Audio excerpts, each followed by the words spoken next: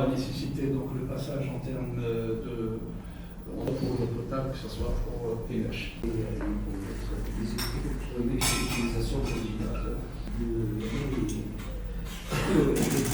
Pour notre pays, alors que vous étiez ministre de اليوم كان التوقيع ديال 4 ديال الاتفاقيات اللي هي المرحلة الأخيرة اللي باش نشرعوا في تنزيل المشروع الكبير المهيكل ديال تحلية ماء البحر في الجهة ديال الداخلة لأجل الفلاحة، واللي غادي يكون عندنا إن شاء الله واحد الحوض يعني فلاحي جديد ديال 5000 هكتار، ونذكر بأن الآن ما عندناش في الداخلة أكثر من 1000 هكتار.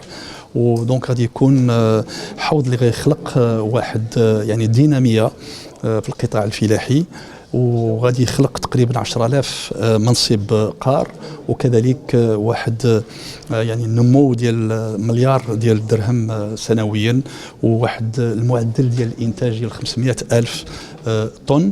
وهذا المشروع هو نموذجي لانه الطاقه اللي غادي تعمل بها الوحده ديال التحليه ديال المياه غادي تولد يعني محليا، وهي داخله في هذا المشروع عبر الطاقه الريحيه.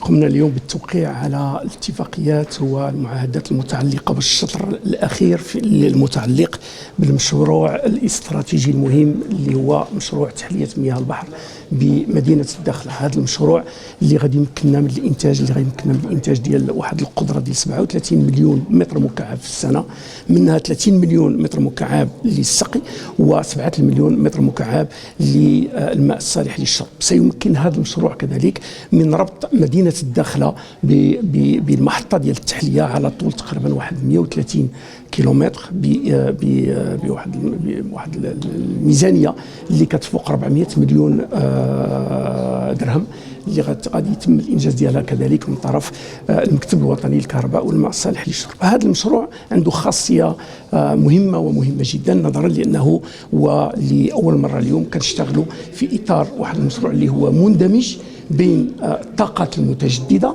وتحليه مياه البحر.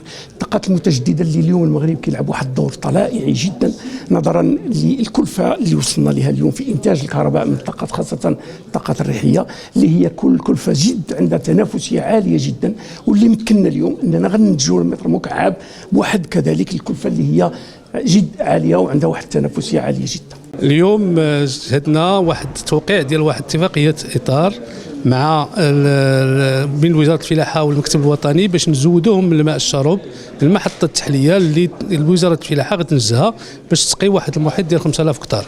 وهذه المحطه غتعطي الماء من المحطه حتى للمدينه الداخله، وغتزود ايضا الميناء الكبير ديال الداخله اطلنطيك.